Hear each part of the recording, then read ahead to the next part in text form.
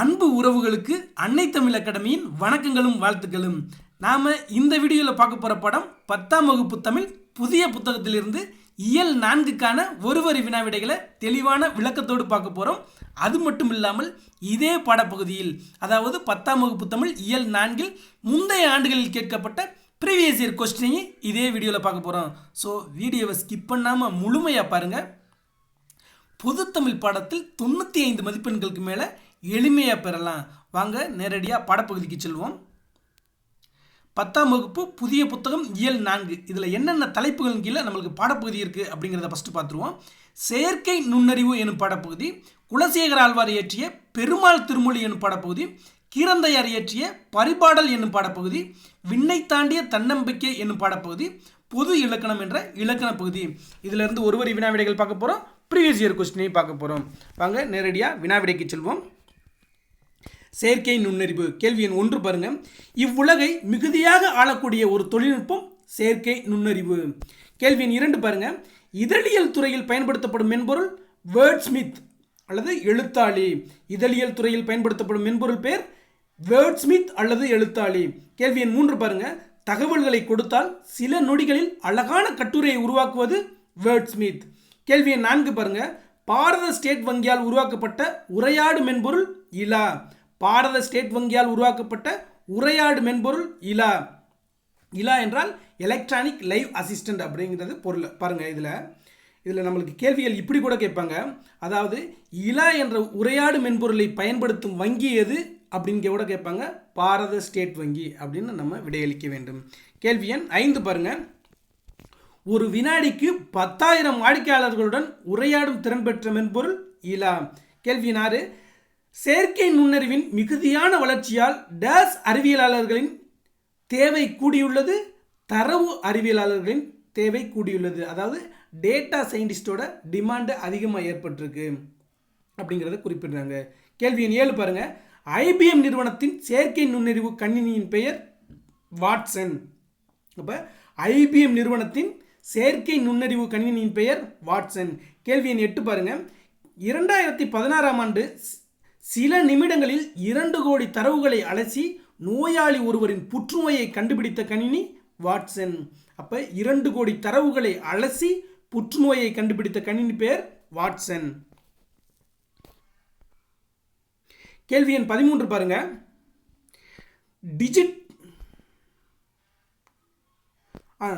கேள்வி எண் 9 பாருங்க.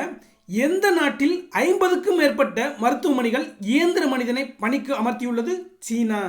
அப்போ சீனாவில் 50க்கும் மேற்பட்ட மருத்துவமனைகள் இயந்திர மனிதனை பணிக்கு அமைத்திருக்கு அப்படிங்கிறத குறிப்பிட்றாங்க. நம்மளுக்கு 2020 கொரோனா ஏற்பட்டுச்சு அப்படின்னு நல்லாவே தெரியும். சீனா நாட்டிலேருந்து தான் பரவுச்சு அப்படின்னு தெரியும்.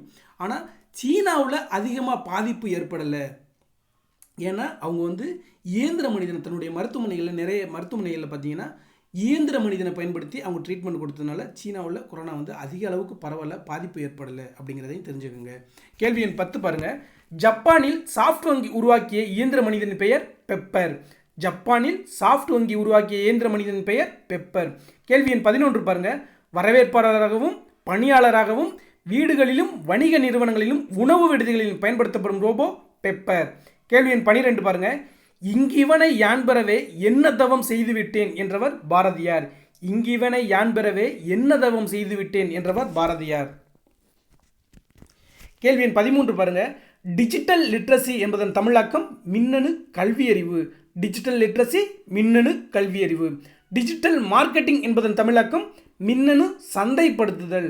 டிஜிட்டல் மார்க்கெட்டிங் என்பதன் தமிழாக்கம் மின்னணு சந்தைப்படுத்துதல். கேள்வி எண் 15 பாருங்க.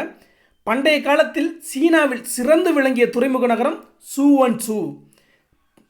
சீன நாட்டில் காண்டன் நகருக்கு 500 கல் வடக்கே உள்ள துறைமுக நகரம் சூவன்சௌ. கேள்வி எண் 17 பாருங்க. தமிழ் வணிகர்கள் அடிக்கடி வந்து சென்ற சீன நகரம் சூவன்சூ எனும் துறைமுக நகரம். தமிழ் வணிகர்கள் அடிக்கடி வந்து சென்ற சீன நகரம் சூவன்சௌ என்ற துறைமுக நகரம். கேள்வி எண் 18 பாருங்க. சீனாவில் உள்ள சிவன் கோயில் யாருடைய ஆணையின் கீழ் கட்டப்பட்டது என்று கோவிலில் உள்ள தமிழ் கல்வெட்டு கூறுகிறது? சீன பேரரசரான குப்லாய் கான். அப்போ இதிலேருந்து என்ன தகவல் தெரிஞ்சுக்கிறோம், சீனாவில் ஒரு சிவன் கோயில் இருக்குது அப்படிங்கிறத தெரிஞ்சுக்கிறோம். அதில் அங்கே ஒரு தமிழ் கல்வெட்டு இருக்குது. அந்த தமிழ் கல்வெட்டில் என்ன எழுதியிருக்கு, இந்த கோயிலை கட்டுவதற்கு ஆணையிட்ட மன்னர் பேர் குப்லாய் கான் அப்படிங்கிற தகவலும் இருக்குது. அப்போ சீனாவில் இருக்க கோயில் பேர் சிவன் கோயில், அந்த கோயிலை கட்டுவதற்கு ஆணையிட்ட மன்னர் பேர் குப்லாய் கான். கேள்வி எண் 19 பாருங்கள். இக்கோயிலில் டேஸ் கால சிற்பங்கள் அமைக்கப்பட்டுள்ளன, சோழர் கால சிற்பங்கள். சீனாவில் உள்ள கோயில்களில் சோழர் கால சிற்பங்கள் இருக்குது அப்படிங்கிறத தகவலை கொடுக்குறாங்க. அடுத்து கேள்வி, அதாவது பெருமாள் திருமொழி, குலசேகர ஆழ்வார் இயற்றிய பெருமாள் திருமொழி என் பாடப்பகுதியில் வினாவிடைகள் பார்க்க போகிறோம். கேள்வி எண் 20 பாருங்கள். வாளால் அறுத்து சுடினும் மருத்துவன்பால் மாளாத காதல் நோயாளன் போல் மாயத்தால் மீளா துயர்தரினும் வித்துவ கோட்டம்மா நீ ஆளா உணதரிலே பார்ப்பேன் அடியேனே என்ற பாடல் இடம்பெற்றுள்ள நூல் பெருமாள் திருமொழி.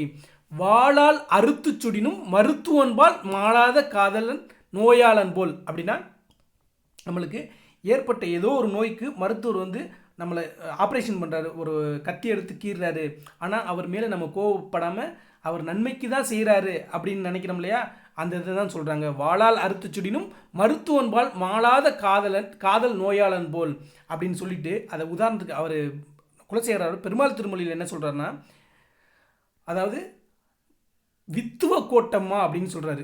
அதாவது வித்துவ கோட்டம்மா, நீ எவ்வளவு எனக்கு துன்பம் தந்தாலும் உனது அருளை நான் எதிர்பார்த்து காத்திருப்பேன் அப்படிங்கிறது தான் இந்த ஒரு பாடலின் பொருள். அப்போ வாளால் அறுத்து சுடினும் மருத்துவன்பால் மாளாத காதல் நோயாளன் போல் அப்படிங்கிற பாடல் இடம்பெற்ற நூல் பெருமாள் திருமொழி. கேள்வி எண் 21 பாருங்க. மருத்துவர் உடலில் ஏற்பட்ட புண்ணை கத்தியால் அறுத்து சுட்டாலும் அது நன்மைக்கே என்ற அறிவியல் செய்தியை கூறும் பக்தி இலக்கியம் பெருமாள் திருமொழி. மருத்துவர் உடலில் ஏற்பட்ட புண்ணை கத்தியால் அறுத்து சுட்டாலும் அது நன்மைக்கே என்ற அறிவியல் செய்தியை கூறும் பக்தி இலக்கியம் பெருமாள் திருமொழி. கேள்வி எண் 22 பாருங்க. சொல்லும் பொருளும். சுடினும் என்பதன் பொருள் சுட்டாலும், மாளாத என்பதன் பொருள் தீராத, மாயம் என்பதன் பொருள் விளையாட்டு.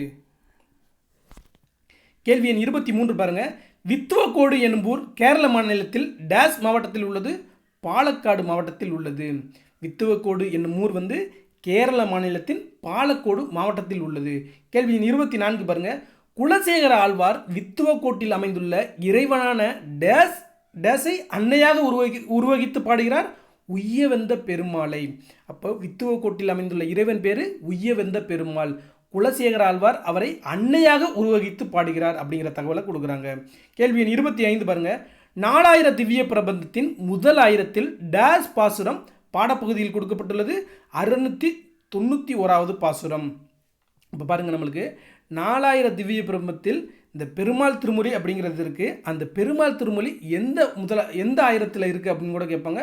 அது முதல் 1000ல் இருக்குது அப்படிங்கிற தகவலையும் தெரிஞ்சுக்கோங்க. இதில் நம்மளுக்கு 691வது பாசுரம், அதாவது 691வது பாடல் நம்ம பாடப்பகுதியில் கொடுத்துருக்காங்க. கேள்வி எண் 26 பாருங்க.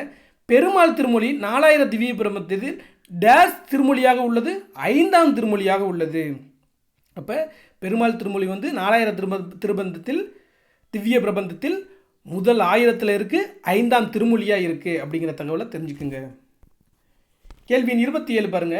பெருமாள் திருமொழியில் எத்தனை பாடல்கள் உள்ளன? 105 பாடல்கள். பெருமாள் திருமொழியில் எத்தனை பாடல்கள் உள்ளன? 105 பாடல்கள். பெருமாள் திருமொழியை பாடியவர் குலசேகர ஆழ்வார். பெருமாள் திருமொழியை பாடியவர் குலசேகர ஆழ்வார். இந்த பெருமாள் திருமொழியை திராவிட வேதம் என்று குறிப்பிடுவார்கள். அப்போ இந்த பெருமாள் திருமொழியை திராவிட வேதம் என்றும் குறிப்பிடுவார்கள். அப்போ பாருங்கள், நம்மளுக்கு ஏற்கனவே இதை பற்றி டிஸ்கஸ் பண்ணியிருக்கோம், இருந்தாலும் ஒரு ரிவிஷன் பண்ணிடுவோம். தமிழர் வேதம் அப்படின்னு கேட்டால் திருமந்திரத்தை குறிக்கும். தமிழர் வேதம் என்று குறிப்பிட்டால் அது திருமந்திரம். தமிழ் வேதம் என்றால் 4000 திவ்ய பிரபந்தம். தமிழ் வேதம் என்றால் அது 4000 திவ்ய பிரபந்தம். அப்போ திராவிட வேதம் என்று அழைக்கப்படும் நூல் எது? பெருமாள் திருமொழி. திராவிட வேதம் என்று அழைக்கப்படும் நூல் பெருமாள் திருமொழி. தமிழர் வேதம் திருமந்திரம், தமிழ் வேதம் 4000 திவ்ய பிரபந்தம், திராவிட வேதம் பெருமாள் திருமொழி. ஸோ இதெல்லாம் கம்பேர் பண்ணி படிச்சுக்கோங்க. கேள்வி எண் 29 பாருங்க. குலசேகர ஆழ்வார் காலம் 8ஆம் நூற்றாண்டு. இப்போ பரிபாடல், அதாவது கீரந்தையார் எழுதிய பரிபாடல் என்னும் பாடப்பகுதியிலிருந்து வினாக்கள் பார்க்க போகிறோம். கேள்வி எண் 30 பாருங்கள். புவியின் உருவாக்கம் குறித்து இன்றைய அறிவியல் கூறுகிற கருத்தை அன்றே காட்டிய சங்கநூல் பரிபாடல். புவியின் உருவாக்கம் குறித்து இன்றைய அறிவியல் கூறுகிற கருத்தை அன்றே காட்டிய சங்கநூல் பரிபாடல். கேள்வி 31 பாருங்க. விசும்பில் ஊழி ஊழ் ஊழ் செல்ல கருவலர் வானத்து இசையில் தோன்றி என்ற பாடல் இடம்பெற்ற நூல் பரிபாடல். விசும்பில் ஊழி ஊழ் ஊழ் செல்ல கருவலர் வானத்து இசையில் தோன்றி என்ற பாடல் இடம்பெற்ற நூல் பரிபாடல் என்ற பாடலை எழுதியவர் கீரந்தையார். ஏன்னா நம்மளுக்கு 8 தொகை நூல்கள்லாம் பல ஆசிரியர்களால் எழுதப்பட்டது அப்படின்னு தெரியும். இந்த பாடலை எழுதியவர் கீரந்தையார் அப்படிங்கிறத தெரிஞ்சுக்குங்க. கேள்வி எண் 32 பாருங்க. சொல்லும் பொருளும். விசும்பு என்பதன் பொருள் வானம், ஊழி என்பதன் பொருள் யுகம், ஊழ் என்பதன் பொருள் முறை, தன்பெயல் என்பதன் பொருள் குளிர்ந்த மலை, ஆர்தர்பு என்பதன் பொருள் வெள்ளத்தில் மூழ்கி கிடந்த, பீடு என்பதன் பொருள் சிறப்பு, ஈண்டி என்பதன் பொருள் செறிந்து திரண்டு. இதில் பார்த்துங்க, ஊழி என்றால் யுகம் என்று பொருள், ஊழ் என்றால் முறை என்று பொருள், தன்பெயல் என்றால் குளிர்ந்த மலை என்று பொருள், ஆர்தர்பு என்றால் வெள்ளத்தில் மூழ்கி கிடந்த என்று பொருள், பீடு என்றால் சிறப்பு என்று பொருள். கேள்வி 33 இலக்கண குறிப்பு பாருங்க. ஊழ் ஊழ் என்பது அடுக்குத்தொடர், ஊழ் ஊழ் என்பது அடுக்குத்தொடர். வளர்வானம் என்பது வினைத்தொகை. வளர்ந்த வானம், வளர்கின்ற வானம், வளரும் வானம் என்று முக்காலத்துக்கு வரும். இது வினைத்தொகை. அடுத்து பாருங்க. செந்தி என்பது பண்புத்தொகை. செம்மை கூட்டல் தி செந்தி. அப்போ செந்தி என்பது பண்புத்தொகை. வாரா என்பது ஈறுகட்ட எதிர்மறை பெயரெச்சம். கேள்வி எண் 34 பாருங்க. 1924 நம் பால்வீதி போன்று பல பால்வீதிகள் உள்ளன என்று நிரூபித்தவர் அமெரிக்க வானியல் வல்லுநர் எட்வின் ஹப்பிள். அப்போ நம்ம பால்வீதி போன்றே பல பால்வீதிகள் உள்ளன என்று 1974 நிரூபித்தவர் எட்வின் ஹப்பிள். கேள்வி 35 பாருங்க. 1300 ஆண்டுகளுக்கு முன் அண்டப்பகுதியில் உருவாக்கம் குறித்து, அதாவது பால்வீதிகள் உருவாக்கம் குறித்து பற்றி குறிப்பிட்டவர் யாருன்னு கேட்குறாங்க. மாணிக்க வாசகர். இப்போ ரெண்டையும் கம்பேர் பண்ணி பார்த்துங்க. அதாவது நம் பால்வீதிகள் போன்றே நிறைய பால்வீதி இருக்கிறத 1924 தான் எட்வின் ஹப்பிள் வந்து இந்த உலகத்துக்கு சொல்கிறாரு. ஆனால் நம்மளுடைய பாடல்களில், நம்மளுடைய இலக்கியங்களில் மாணிக்க வாசகர் எழுதிய திருவாசகம் என்ற நூலில் இந்த அண்டப்பகுதியின் உருவாக்கம் குறித்து 1300 ஆண்டுகளுக்கு முன்பே இதை நம்மளுடைய மாணிக்க வாசகர் சொல்லியிருக்கிறாரு அப்படிங்கிற தகவலை கொடுக்குறாங்க. பாருங்கள், 1300 ஆண்டுகளுக்கு முன் அண்டப்பகுதிகளின் உருவாக்கம் குறித்து குறிப்பிட்டவர் யார்? மாணிக்க வாசகர். அது எங்கே குறிப்பிடுறாரு அப்படிங்கிற அந்த பாடல் தான் அடுத்த கேள்வியில் பார்க்குறோம். கேள்வி 36 பாருங்கள். அண்டப்பகுதியின் உண்டை பிறக்கும் சிறியாக பெரியோன் தெரியும் என்ற பாடல் இடம்பெற்ற நூல் திருவாசகம். அண்டப்பகுதியின் உண்டை பிரிக்கும் சிறியாக பெரியோன் தெரியும் என்ற பாடல் இடம்பெற்ற நூல் திருவாசகம். கேள்வி 37 பாருங்க.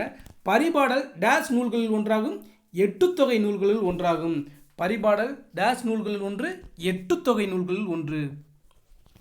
கேள்வி 38 பாருங்க. ஓங்கு என்னும் புகழுடைய நூல் பரிபாடல். ஓங்கு என்னும் புகழுடைய நூல் பரிபாடல். சங்க இலக்கியங்களுள் பண்ணோடு பாடப்பட்ட நூல் பரிபாடல். சங்க இலக்கியங்களுள் பண்ணோடு பாடப்பட்ட நூல் பரிபாடல். உரை ஆசிரியர்கள் இதில் டேஸ் பாடல்கள் இருப்பதாக கூறியுள்ளனர். 70 பாடல்கள். பரிபாடல் நூலில் டேஸ் பாடல்களை கிடைத்துள்ளன 24 நூல்கள். ஸோ இந்த பரிபாடலை பற்றி முக்கியமான தகவல்கள்லாம் தெரிஞ்சுக்கோங்க. பரிபாடல் வந்து மொத்தம் பாடிய புலவர்கள் எத்தனை பேர் அப்படின்னு பார்த்தீங்கன்னா 13 பேர். அடுத்து அதே மாதிரி பாருங்கள், இந்த 8 தொகை நூல்கள்லேயே முதலும் முடிவும் இல்லாமல் கிடைத்த நூல்கள் எதுன்னு கேட்பாங்க. இந்த பரிபாடலும் 10. அப்போ முதலும் முடிவும் இல்லாத நூல் எதுன்னு கேட்பாங்க. அது வந்து பரிபாடலும் 10 வந்து 10 சேர அரசுகளின் புகழை கூறக்கூடிய ஒரு வரலாற்றை கூறக்கூடிய நூல் அப்படின்னு பார்க்குறோம். அது முதல் 10 கடைசி 10 கிடைக்கல அப்படின்லாம் படிச்சிருப்போம்.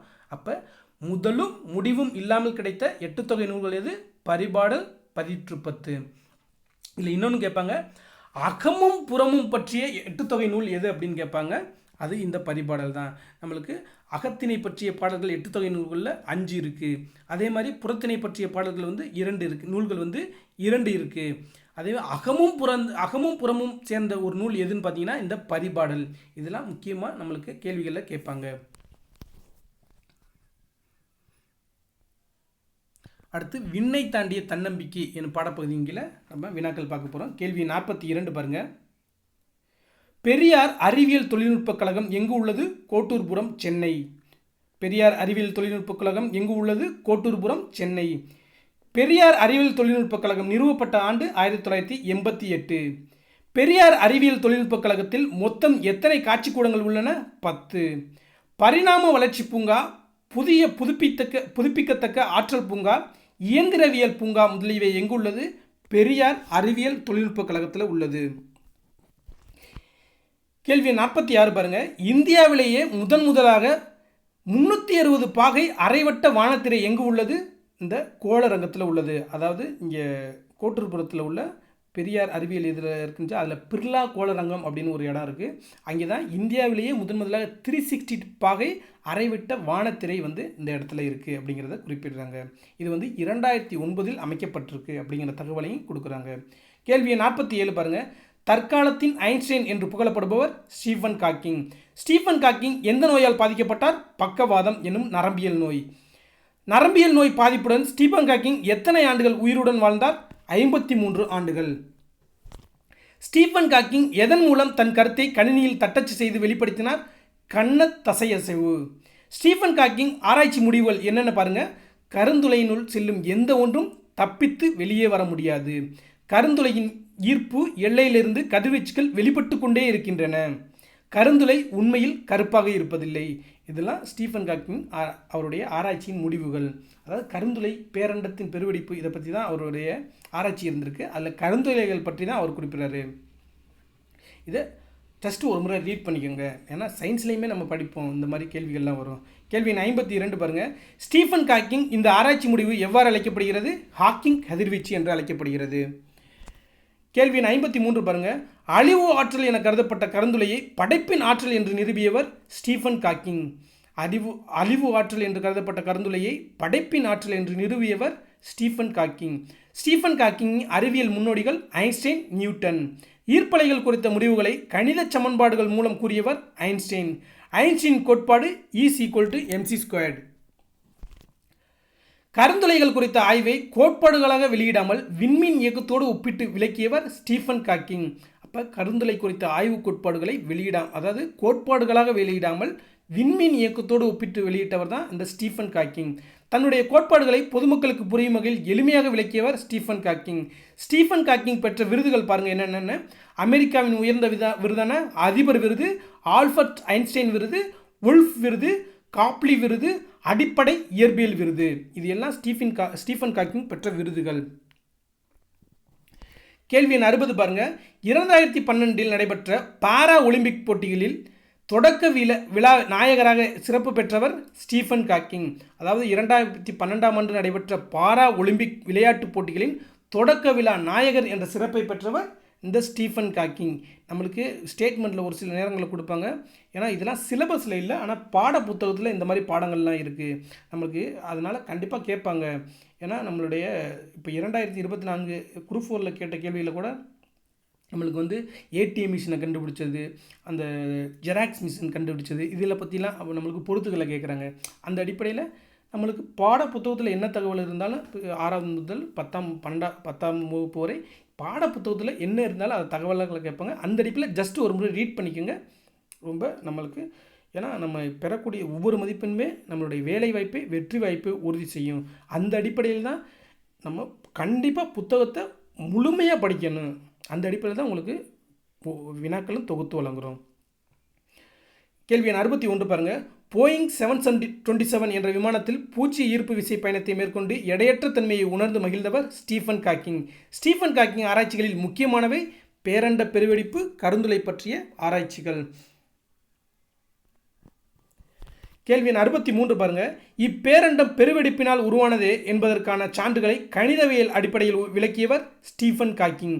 பிரபஞ்சத்தை இயக்கும் ஆற்றலாக கடவுள் என்ற ஒருவரை கட்டமைக்க வேண்டியதில்லை என்று கூறியவர் ஸ்டீஃபன் காக்கிங். கருந்துளை என்ற சொல்லையும் கோட்பாட்டையும் முதலில் குறிப்பிட்டவர் ஜான் வீலர்.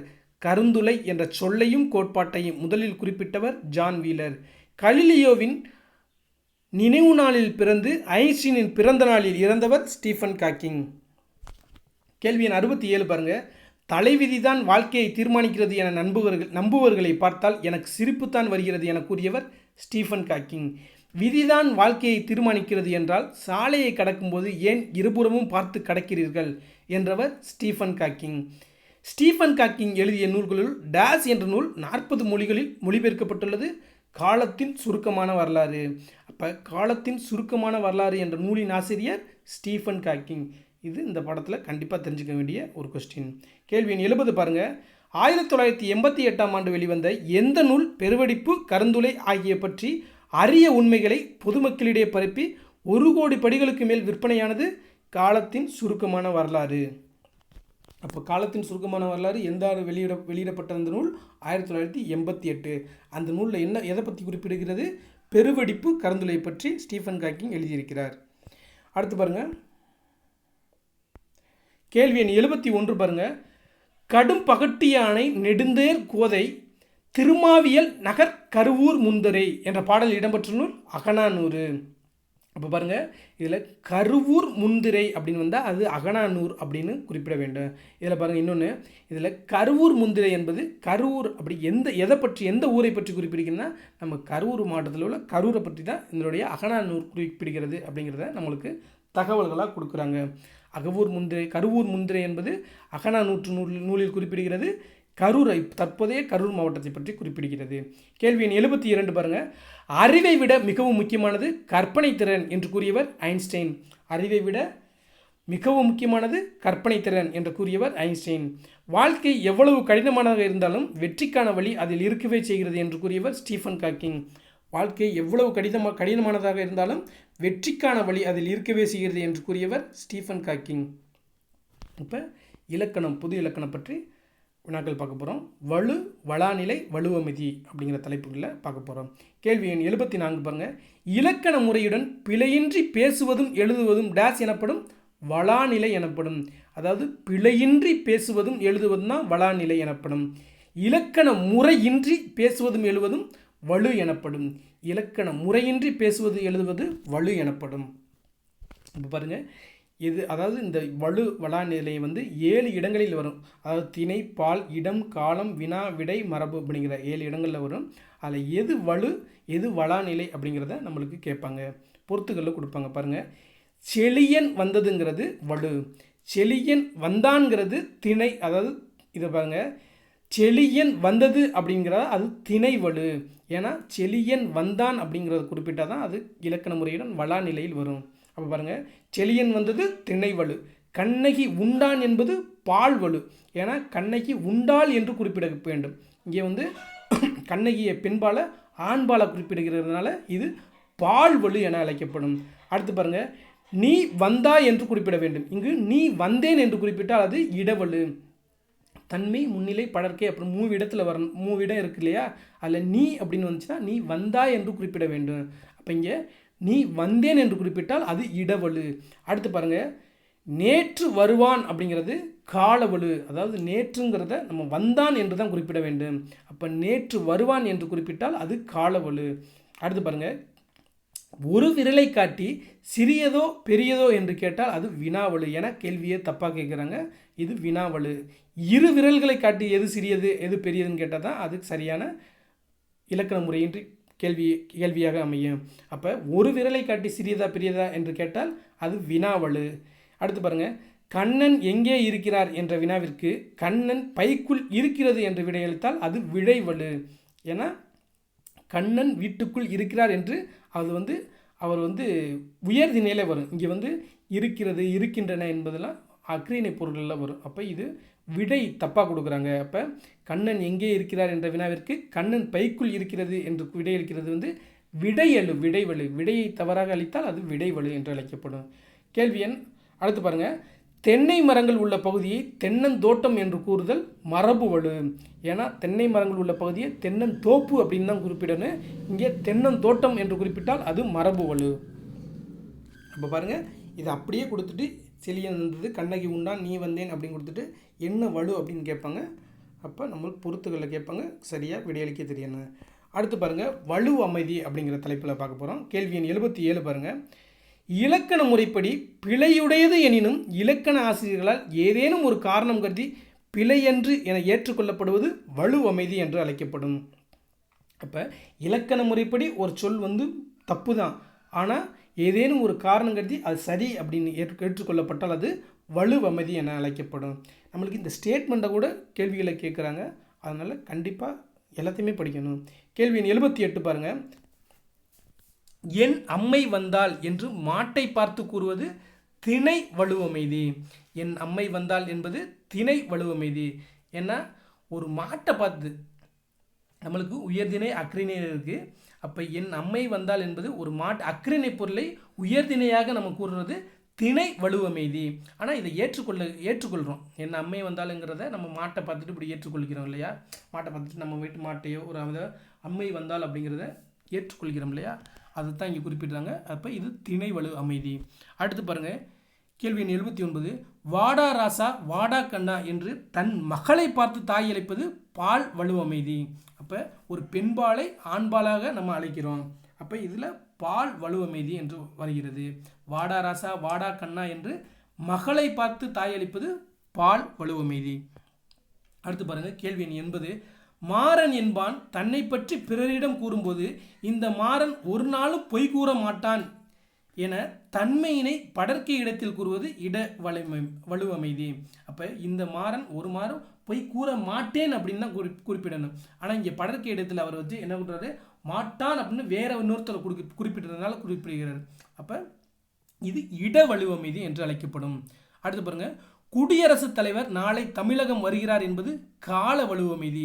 ஏன் சார், இப்போ குடியரசுத் தலைவர் நாளைன்னு வந்துச்சுன்னா வருவார் என்று எதிர்காலத்தில் தான் குறிப்பிடணும். ஆனால் நம்ம என்ன பண்ணுறோம், குடியரசுத் தலைவர் நாளை தமிழகம் வருகிறார் அப்படின்னு தான் படிக்கிறோம். அப்போ இதையும் நம்ம ஏற்றுக்கொள்கிறோம். அதனால தான் இது கால வலுவமைதி என்று அழைக்கப்படும். கேள்வி 82 பாருங்கள்.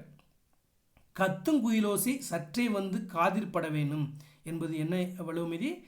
மரபு வலுவமைதி. அப்போ குயில் கூவத்தான் செய்யும். ஆனால் இங்கே என்ன பண்ணுறாரு, பாரதியார் என்ன பண்ணியிருக்காருன்னா கத்தும் குயிலோசை அப்படின்னு சொல்கிறாரு. அப்போ குயில் கத்துறதா நம்மளுக்கு குறிப்பிடுறாரு. அப்போ மரபுப்படி இது வந்து தவறு தான். ஆனால் இது கவிதைகளில் வர்றதுனால இதையும் நம்ம ஏற்றுக்கொள்கிறோம். அதனால் இது மரபு வலுவமைதி என்று அழைக்கப்படும். கத்தும் குயிலோசை சற்றே வந்து காதில் பெற வேணும் என்பது மரபு வலுவமைதி. இது பாடலின் ஆசிரியர் பாரதியார். அடுத்து புத்தக பின்பக்க வினாக்கள் பார்க்குறோம். கேள்வி எண் 83 பாருங்கள். உணதருளே பார்ப்பேன் அடியனே யாரிடம் கூறியது? இறைவனிடம் குலசேகர ஆழ்வார் கூறியது. உணதருளே பார்ப்பேன் அடியேனே யார் கூறியது? இறைவனிடம் குலசேகர ஆழ்வார் கூறியது. நம்ம பெருமாள் திருமொழியில் இந்த பாடல் பார்த்தோம். அடுத்து பாருங்கள், கேள்வி எண் 84. தலைப்புக்கும் குறிப்புகளுக்கும் பொருத்தமான விடையை தேர்ந்தெடுக்க. தலைப்பு கொடுத்துருக்காங்க செயற்கை நுண்ணறிவுன்னு. அதில் குறிப்புகள் பாருங்கள். கண்காணிப்பு கருவி அசைவு நிகழும் பக்கம் தன் பார்வையை திருப்புகிறது. திறன்பேசியில் உள்ள வரைபடம் போக்குவரத்திற்கு சுருக்கமான வழியை காண்பிக்கிறது அப்படின்னு கொடுத்துருக்காங்க. இது எல்லாம் செயற்கை நுண்ணறிவு அப்படிங்கிற தலைப்பு கொடுத்துருக்காங்க. அப்போ இது அதாவது தலைப்புக்கு பொருத்தமான குறிப்புகள் இடம்பெற்றுள்ளன அப்படிங்கிறது தான் இதுக்கு சரியான விடை. ஏன்னா கண்காணிப்பு கருவி இந்த அசைவு நிகழும் பக்கம் தன் பார்வையை திருப்பதெல்லாம் அது செயற்கை நுண்ணறிவு மூலியமாக தான் செயல்படுது. அதே மாதிரி நம்மளுடைய மொபைலில் நம்மளுடைய ஸ்மார்ட் ஃபோனில் நம்மளுக்கு இருப்பிடத்தை காட்டக்கூடிய போக்குவரத்துக்கு இந்த சிக்னல், அதாவது எப்படி சொல்கிறது, டிராஃபிக் எல்லாம் காட்டக்கூடிய ஒரு இதெல்லாம் செயற்கை நுண்ணறிவு அடிப்படையில் தான் அது செயல்படுது. அதை தான் இங்கே குறிப்பிட்றாங்க. அப்போ தலைப்புக்கு பொருத்தமான குறிப்புகள் இடம்பெற்றுள்ளன அப்படிங்கிறது தான் சரியான விடை. அடுத்து பாருங்கள், பரிபாடல் அடியில் விசும்பும் இசையும் என்னும் தொடர் எதனை குறிக்கிறது? வானத்தையும் பாட்டையும், வானத்தையும் பூமியையும், வானத்தையும் புகழையும், வானத்தையும் பேரொளியையும் அப்படின்னு கொடுத்துருக்காங்க. சரியான விடை வானத்தையும் பேரொளியையும். அப்போ விசும்பும் இசையும் என்னும் அடி வந்து எதை குறிக்கிறது? வானத்தையும் பேரொளியையும் குறிப்பிடுகிறது. கேள்வி எண் 86 பாருங்கள். குலசேகர ஆழ்வார் வித்துவ கோட்டம்மா என்று ஆண் தெய்வத்தை அழைத்து பாடுகிறார். இது ஒரு ஸ்டேட்மெண்ட். அடுத்து பாருங்கள், பூனையார் பால் சோட்டை கண்டதும் வருகிறார் ஆகிய தொடர்களில் இடம்பெற்றுள்ள வலுவமைதி முறையே அப்படின்னு கேட்டிருக்காங்க. இதில் பாருங்கள், வித்துவ கோட்டம்மா என்று ஆண் தெய்வத்தை அழைத்து பாடுகிறார். யார்? குலசேகரர். அப்போ என்ன பண்ணுறதுக்கு பெண்பால ஆண்பாலா நம்மளுக்கு அழைக்கிறாங்க அப்படிங்கிறத பார்க்குறோம். ஓகேங்க. அப்போ அதனாலேயே இது பால் வலுவமைதி என்று அழைக்கப்படும். அப்போ ஆண் தெய்வத்தை வித்துவ கோட்ட அம்மா அப்படின்னு ஒரு ஆண் தெய்வத்தை அம்மா அப்படின்னு அழைக்கிறதுனால இது பால் வலுவமைதி. அடுத்து பாருங்கள், பூனையார் பால் சோற்றை கண்டதும் வருகிறார் அப்படின்னு குறிப்பிட்றாங்க. அப்போ பூனை என்பது அக்கிரிணைவை சேர்ந்தது. ஆனால் வருகிறார் என்று நம்ம உயர்திணை பொருளில் அதை அழைக்கிறோம். அதனால் இது திணை வலுவமைதி. அப்போ பூனை பால் சோற்றை கண்டதும் வருகிறார் என்பது திணை வலுவமைதி. சரியான விடை பால் வலுவமைதி, திணை வலுவமைதி. இந்த ஆர்டர் கரெக்டாக வரணும்.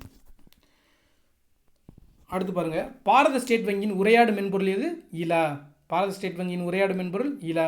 கேள்வி எண் 88 பாருங்கள், நிலாவையும் வானத்து மீனையும் காற்றையும் நேர்பட வைத்ததாங்கே பலாவின் கனிச்சுளை வண்டையில் ஓர் வண்டு பாடுவதும் வியப்போ என்ற பாடலை இயற்றியவர் பாரதியார். நிலாவையும் வானத்து மீனையும் காற்றையும் நேர்பட வைத்ததாங்கே என்று பாடியவர் பாரதியார். கேள்வி எண் 89 பாருங்கள், கலைச்சொல் அறிவோம் என்ற பாடப்பிரிவின் கீழே என்ற தலைப்பின் கீழே நம்ம வினாக்கள் பார்க்க போகிறோம். நானோ டெக்னாலஜி என்பதன் தமிழாக்கம் மீநுண் தொழில்நுட்பம். பயோடெக்னாலஜி என்பதன் தமிழாக்கம் உயிரி தொழில்நுட்பம். அல்ட்ரா வயலட் ரேஸ் என்பதன் தமிழாக்கம் புற ஊதா கதிர்கள். ஸ்பேஸ் டெக்னாலஜி என்பதன் தமிழாக்கம் விண்வெளி தொழில்நுட்பம்.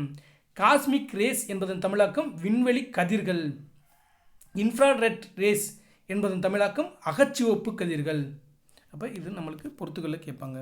அடுத்து பாருங்கள், கேள்வி எண் 90 பாருங்கள், அறிவை விரிவு செய் என்ற தலைப்பின் கீழே ஒரு நூலையும் அதனுடைய ஆசிரியர்களையும் கொடுத்துருக்காங்க. பஞ்சபூதங்களின் அறிவியல் கதைகள் எழுதியவர் நீலமணி. பஞ்சபூதங்களின் அறிவியல் கதைகள் நீலமணி. அன்றாட வாழ்வில் அறிவியல் நூலின் ஆசிரியர் சா தமிழ்ச்செல்வன். அன்றாட வாழ்வில் அறிவியல் சா தமிழ்ச்செல்வன். காலம் என்ற நூலின் ஆசிரியர் ஸ்டீஃபன் ஹாக்கிங். ஸோ இதுவரைக்கும் 10ஆம் வகுப்பு இயல் 4க்கான ஒருவரி வினா விடைகளை தெளிவான விளக்கத்தோடு நம்ம 100 மதிப்பெண்களுக்கு எப்படி பொதுத்தமிழில் 100 மதிப்பெண்களுக்கு எந்த முறையில் வினாக்கள் தொகுத்தா எடுக்க முடியுமோ அந்த அடிப்படையில் தொகுத்து வழங்கியிருக்கோம். ஸோ இது போன்ற வீடியோக்களை தொடர்ச்சியாக காண நீங்கள் அன்னை தமிழ் சேனலை சப்ஸ்கிரைப் பண்ணுங்கள். நீங்கள் கொடுக்கக்கூடிய ஒவ்வொரு லைக்ஸும் கமெண்ட்ஸும் ஒவ்வொரு ஷேரும் இது போன்ற வீடியோக்கள் இன்னும் வீட்டிலேருந்தே படிக்கிறவங்களுக்கு பேருதவியாக இருக்கும். ஸோ நம்ம அந்த அடிப்படையில் தான், அதாவது 95 மதிப்பெண்களுக்கு மேலே எளிமையாக பெறணும் அப்படிங்கிற அடிப்படையில் தான் வினாக்கள் தொகுத்து வழங்குகிறோம். அதிலிருந்து எப்படிலாம் கேள்வி கேட்டிருக்காங்க அப்படின்னு ப்ரீவியஸ் இயர் கொஸ்டினையும் ஒவ்வொரு வீடியோலையும் தொகுத்து வழங்குகிறோம். ஸோ இதே அடிப்படையில் படிச்சிங்கன்னா கண்டிப்பாக நீங்கள் பொதுத்தமிழ் பாடத்தில் 95 மதிப்பெண்களுக்கு மேலே எளிமையாக பெறலாம். வாங்க நம்ம ப்ரீவியஸ் இயர் கொஸ்டினை பார்த்துருவோம். பெருமாள் திருமொழியை பாடியவர் யார்? குலசேகர ஆழ்வார். பெருமாள் திருமொழியை பாடியவர் குலசேகரர் அப்படின்னு கொடுத்துக்கோங்க. குலசேகர ஆழ்வார் அப்படிங்கிறது தான் சரியான விடை. அடுத்து பாருங்கள், குலசேகர ஆழ்வார் இயற்றிய நூல் எது? 4000 திவ்ய பிரபந்தம். அதாவது நந்தி கலம்பகம், கலித்தொகை, நற்றிணை அப்படின்னு கொடுத்துருக்காங்க. இதில் 4000 திவ்ய பிரபந்தம் அப்படின்னு கொடுத்துருக்காங்க. அதாவது 4000 திவ்ய பிரபந்தம் 12 ஆழ்வார்களால் இயற்றப்பட்டது. அதில் ஒரு ஆழ்வார் தான் அந்த குலசேகர ஆழ்வார் அப்படிங்கிறத பார்க்குறோம்.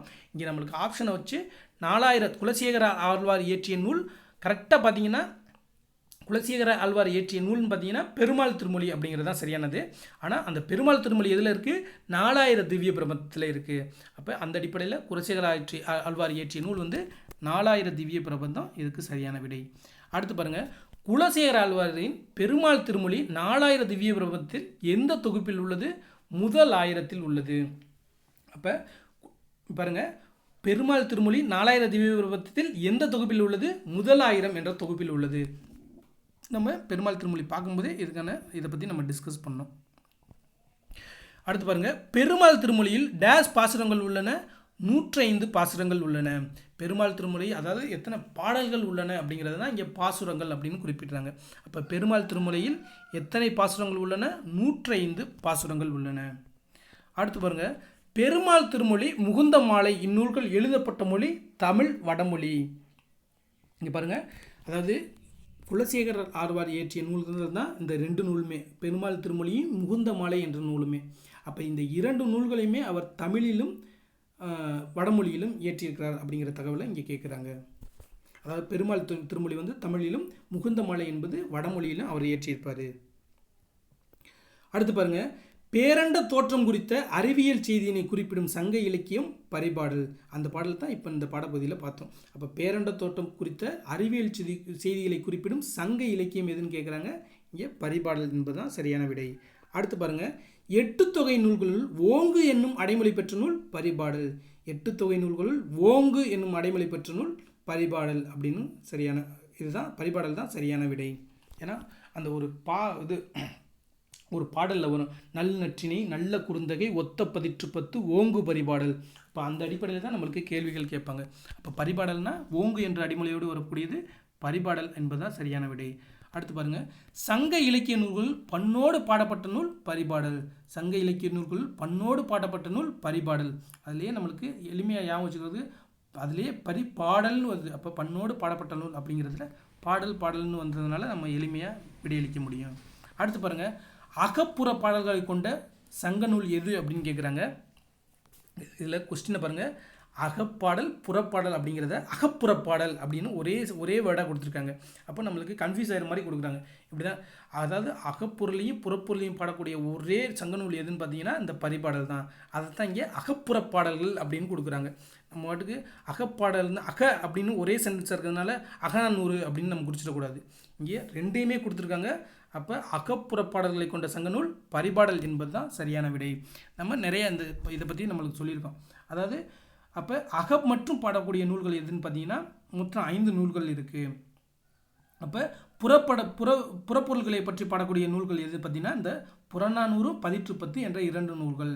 அப்போ அகமும் புறமும் சேர்ந்த பாடல் எது, இந்த 8 தொகை நூல்கள் எது அப்படின்னு கேட்டிங்கன்னா இந்த பரிபாடல். அதை தான் இங்கே கேள்வியாக கேட்குறாங்க. அடுத்து பாருங்கள், அதே கேள்வியை எப்படி இங்கே கேட்குறாங்க பாருங்கள். அகத்தினையும் புறத்தினையும் சேர்ந்து கூறும் 8 தொகை நூல் எது? பரிபாடல். அகத்தினையும் புறத்தினையும் கூறும் 8 தொகை நூல் பரிபாடல். அடுத்து பாருங்கள், பொருந்தாத இணையை குறிப்பிடுக. சிற்றிலக்கியங்கள் 96. சிற்றிலக்கியங்கள் எத்தனை இருக்குது? 96 தான். அடுத்து திருக்குறள் முப்பால் என்று அழைக்கப்படுது, அதுவும் பொருந்தது. மலைபடுகடம் கூத்தராற்றுப்படை என்று அழைக்கப்படுகிறது, அதுவும் சரிதான். அடுத்து பாருங்கள், பரிபாடல் 10 பாட்டுன்னு கொடுத்துருக்காங்க.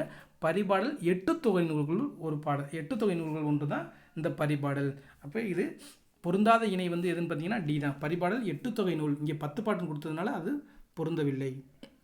அடுத்து பாருங்கள், அண்டப்பகுதியின் உண்டை பிரிக்கும் இவ்வரிகள் இடம்பெற்ற நூலின் பெயர் திருவாசகம். நம்மளுடைய புவியின் தோற்றம் பற்றி நம்மளுடைய திருவாசக நூலில் மாணிக்க வாசகர் குறிப்பிட்டிருக்காரு அப்படின்னு இந்த பாடத்தில் பார்த்தோம். அதன் அடிப்படையில் அண்டப்பகுதியின் உண்டை பிறக்கும் இவ்வரிகள் இடம்பெற்ற நூலின் பெயர் திருவாசகம். திருவாசகத்தை இயற்றியவர் மாணிக்க வாசகர். அடுத்து பாருங்கள், பாவகையால் பெயர் பெற்ற சங்க இலக்கிய 8 தொகை நூல்கள் எது அப்படின்னு கேட்டிருக்காங்க. 2 நூல்களுமே பாவகையால் பெயர் பெற்றிருக்கும். அதில் பரிபாடல் அப்படிங்கிற நூலும் கலித்தொகை. ஏன்னா கலித்தொகை கலிப்பா என்னும் பாவகையால் பெயர் பெற்ற நூல். பரிபாடல் என்று பரி என்ற பாடலால் பாவகையால் பெயர் பெற்ற நூல். அதனால் பாவகையால் பெயர் பெற்ற சங்க இலக்கிய 8 தொகை நூல்கள் எது அப்படின்னு கேட்டு 2 இருந்துச்சுன்னா கண்டிப்பாக பரிபாடலும் கலித்தொகை அப்படின்னு நம்ம குறிப்பிட வேண்டும். அடுத்து பாருங்கள், இலக்கண பகுதிக்கு வந்துட்டோம். அரசன் வந்தது, கபிலன் பேசினால், குயில்கள் கூவியது, கமலா சிரித்தாய் அப்படின்னு கொடுத்துருக்காங்க. இதில் அரசன் வந்தது என்பது நம்ம திணைவலு. ஏன்னா அரசன் வந்தார் அப்படின்னு உயர்தினில் குறிப்பிடணும். இங்கே அரசன் வந்தது என்று அக்ரீனில் குறிப்பிட்டிருக்காங்க. அதனால் இது திணைவலு அப்படின்னு பொருள்படும். அடுத்து பாருங்கள், கபிலன் பேசினால் என்பது பால்வலு. ஏன்னா கபிலன் பேசினான் அப்படின்னு வந்தால் தான் அது சரியான இதாக இருக்கும். ஆண்பால் குறிக்கணும், இங்கே பெண்பாலை கொடுத்துருக்கு. பேசினால் அப்படின்னு பெண்பாலை கொடுத்துருக்கிறதுனால இது பால்வலு. அடுத்து பாருங்கள், குயில்கள் கூவியது என்பது எண்வலு.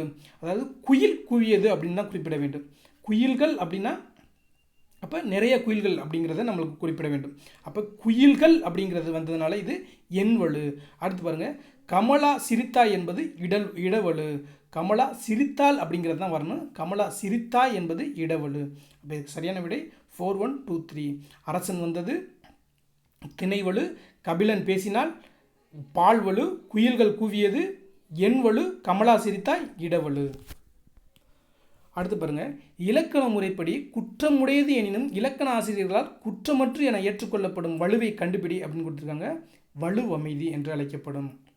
இப்போ இது நம்மளுக்கு இலக்கணத்தில் உள்ள டெஃபினிஷன் கூட நம்மளுக்கு கேள்விகளாக கேட்குறாங்க. அதனால் கண்டிப்பாக நம்ம படிச்சுக்கணும். அந்த அடிப்படையில் தான் உங்களுக்கு வீடியோக்கள் தொகுத்து வழங்குகிறோம்.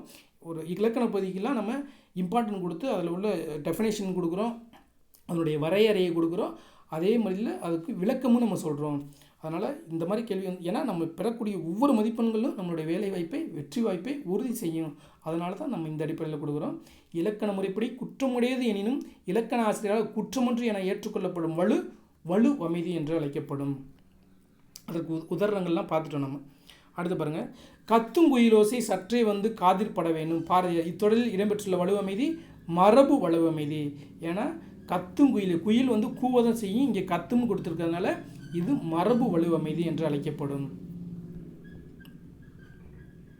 ஸோ இதுவரைக்கும் 10ஆம் வகுப்பு இயல் 4க்கான ஒரு வரி வினாவிடைகளை தெளிவான விளக்கத்தோடு பார்த்துட்டோம். அதே மாதிரி ப்ரீவியஸ் இயர் கொஸ்டினையும் பார்த்துருக்கோம்.